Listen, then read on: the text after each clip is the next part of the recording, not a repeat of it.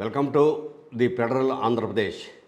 GST విధింపులో కేంద్ర ప్రభుత్వం ఉత్తర భారతం దక్షిణ భారతం అనే పేరుతో వివక్ష చూపుతోందని గురువారం ఏపీ అసెంబ్లీ సమావేశాల్లో ఎమ్మెల్యే కొణతల రామకృష్ణ లేవనెత్తిన ప్రశ్న దేశవ్యాప్తంగా సంచలనం సృష్టించింది. ఎందుకు ఈ వివక్ష పాలకులు చూపాల్సి వచ్చింది? ఉత్తర భారతదేశంలో రోటీ, చపాతీ ఈ రెండు నిత్యం ఆహారంలో తీసుకునేటువంటి పదార్థాలు. పిండి అంటే ఈ చపాతీకి సంబంధించి గోధుమ పిండి బ్యాగులపై కూడా ఈ జిఎస్టీ లేదు. అంటే హోటళ్లలో తినే వస్తువుపై లేదు, పిండి కొనుగోలుపై లేదు. కానీ దక్షిణ భారతదేశంలో ఇడ్లీ, దోశ ప్రతి ఒక్కరూ తింటారు. దీనిపై హోటళ్లలో కానీ పిండిపై కానీ రెండింటి మీద జిఎస్టీ ఉంది. 5%, 18% జిఎస్టీ విధిస్తున్నారు. ఏంటి ఈ వివక్ష, ఎందుకు ఈ దారుణం అని ఎమ్మెల్యే ప్రశ్నించిన తీరు చాలా ఆసక్తికరంగా అందరిలోనూ ఉత్కంఠకు దారితీసింది.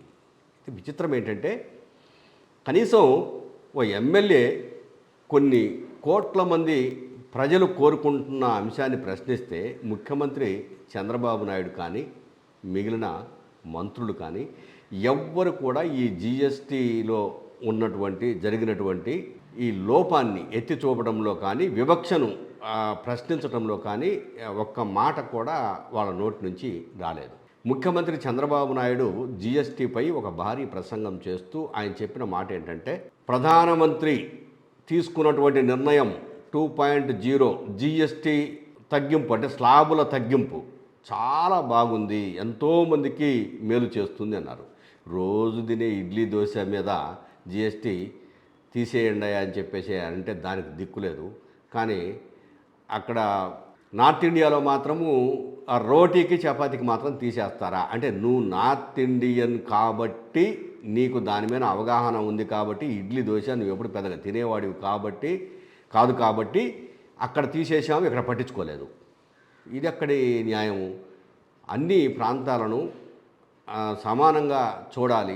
తినుబండారాలు ఎవరి అలవాట్లు వాళ్ళకు ఉంటాయి. ఆ తినుబండారాల మీద కూడా ఏ ప్రాంతంలో ఏ అలవాటు ఉన్నది, ఎవరు ఎక్కువగా వినియోగిస్తున్నారో ఆ ఎక్కువ వినియోగించేదానికి జిఎస్టీ ఎక్కువ వేయాలన్నా తక్కువ వేయాలన్నా అసలు వేయకూడదా అని నిర్ణయం తీసుకోవాల్సిన అంశంలో కేంద్ర ప్రభుత్వం వివక్ష చూపింది అనేది ఏపీలో జనసేన పార్టీ ఎమ్మెల్యే లేవనెత్తిన ప్రశ్న.